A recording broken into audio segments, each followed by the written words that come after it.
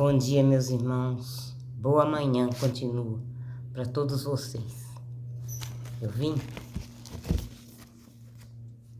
rezar o catecismo da Igreja Católica. Vou continuar, porque ele é grande, hein? Mas às vezes eu vou parar para fazer outras orações. Então hoje eu vou ler essa parte. Indicações práticas para o uso deste catecismo. Este catecismo foi pensado como uma exposição orgânica de toda a fé católica. É preciso ler como uma unidade. Numerosas referências dentro do próprio texto, bem como o índice alfabético no fim do volume. Permite ver as ligações de cada tema com o capítulo conjunto da fé. Muitas vezes os textos da Sagrada Escritura não são citados literalmente, mas são feitas apenas referências, mediante a indicação. Para a compreensão mais profunda de tais passagens, é preciso consultar os próprios textos. Essas referências bíblicas constituem um instrumento de trabalho para a catequese. Quando em certas passagens usa-se graficamente corpo menor, isso indica que se trata de observações do tipo histórico, apológico ou das exposições doutrinais complementares. As citações em corpo menor de fontes patrísticas, litúrgicas, magisteriais e hagiográficas são destinadas a enriquecer a exposição doutrinal. Com frequência,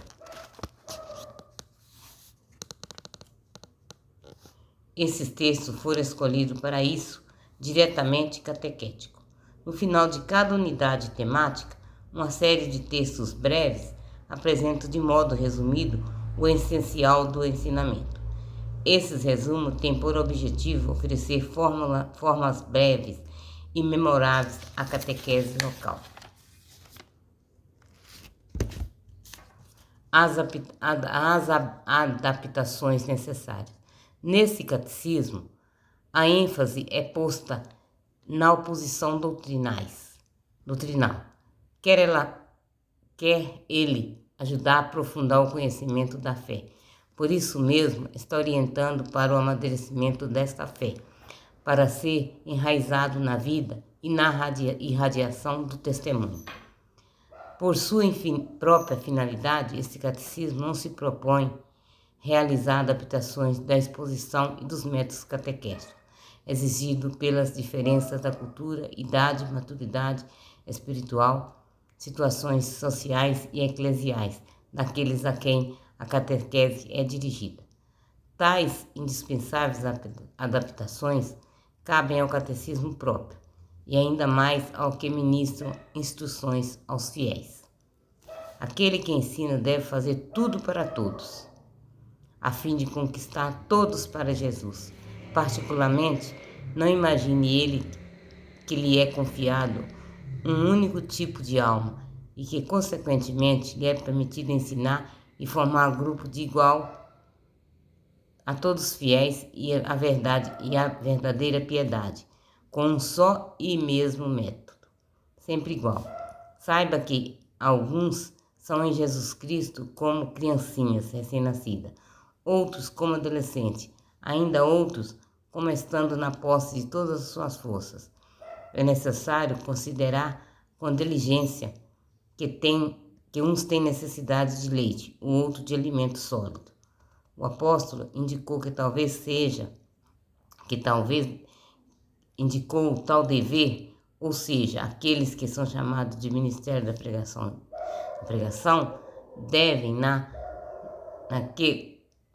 devem na transmissão dos mistérios da fé e das regras dos costumes, adaptarem suas palavras ao espírito e à inteligência de seus ouvintes. Acima de tudo, a caridade. Para concluir esse prólogo, é oportuno lembrar esse princípio pastoral enunciado pelo catecista romano. Toda a finalidade da doutrina do ensinamento deve ser posta no amor, que não acaba. Com efeito, pode-se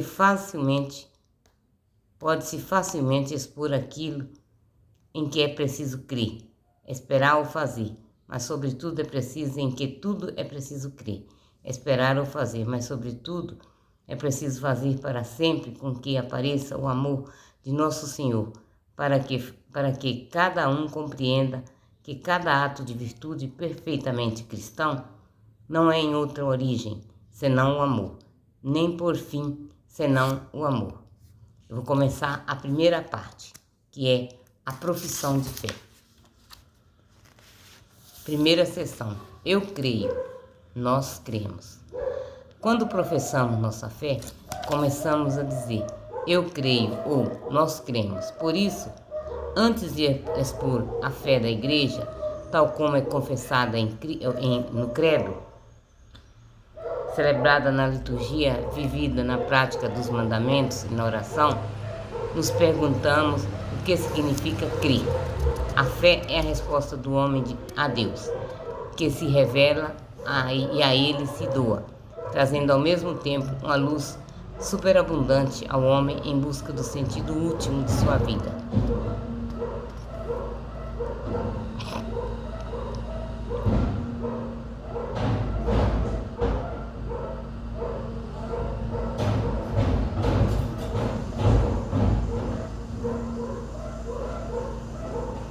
Tá um barulho, por isso que eu parei, meus irmãos, esperar passar o caminhão do lixo, tá passando, tantos cachorros latem demais, como eles fazem muito barulho.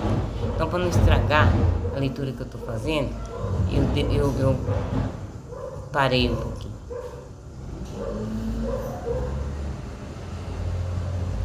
Por isso, vamos considerar primeiro Em Busca do Homem, capítulo D, em seguida a revelação divina, pela qual Deus se apresenta ao homem.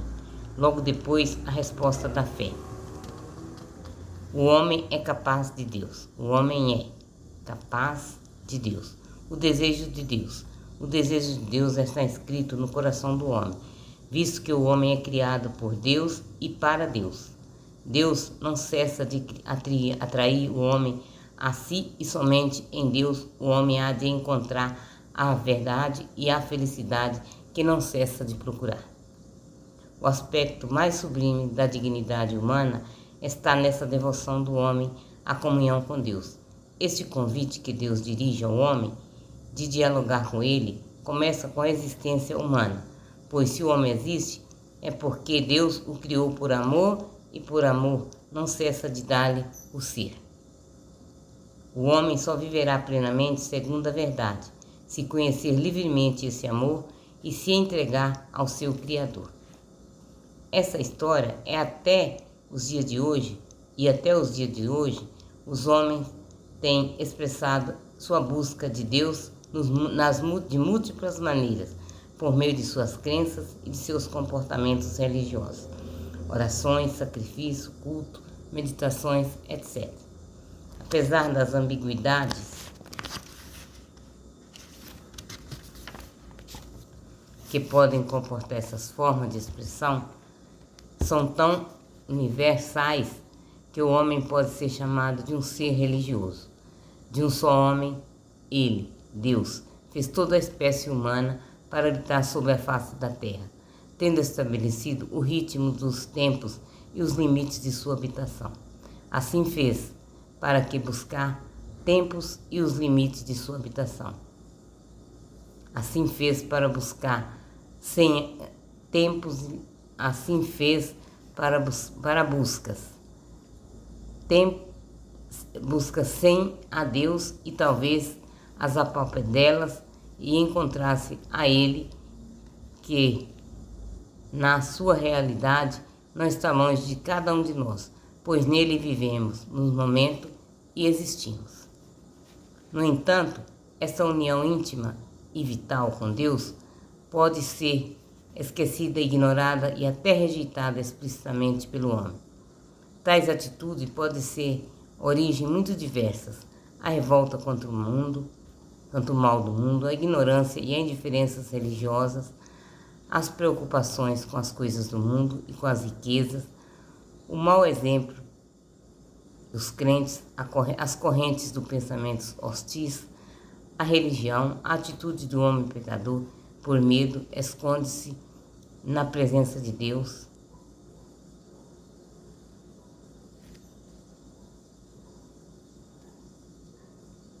Esconde